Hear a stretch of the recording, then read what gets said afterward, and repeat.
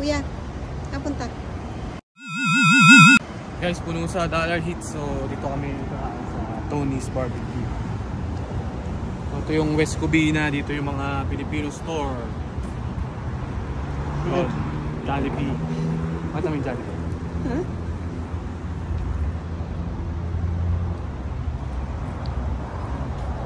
Alam ko Tony's Barbecue meron din sa atin.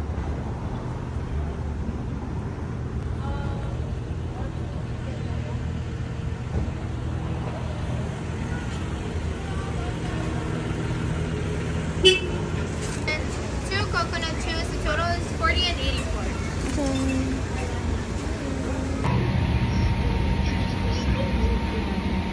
Sa akin guys, puno sa Dollar Hit.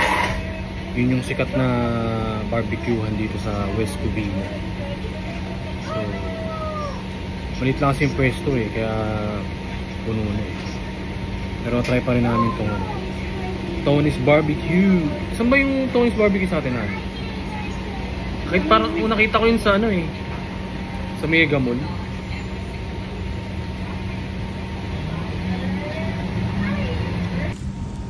Sabaw. Ano yun sa'yo? Pork Grilled salmon collar. grilled salmon.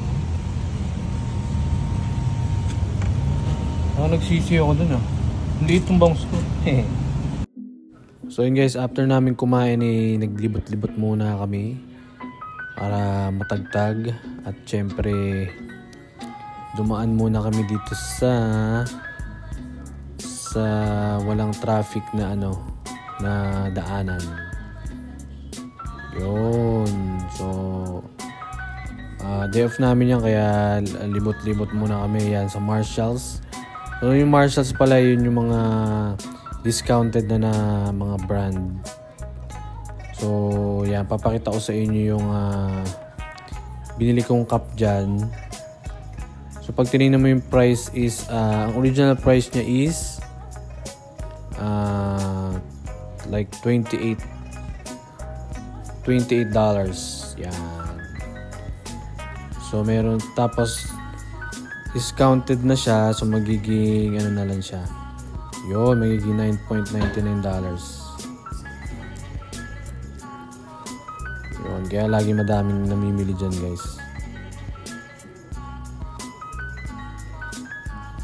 Tapos biyahe na naman kami papunta. Pauwi na kami niyan. So dumaan muna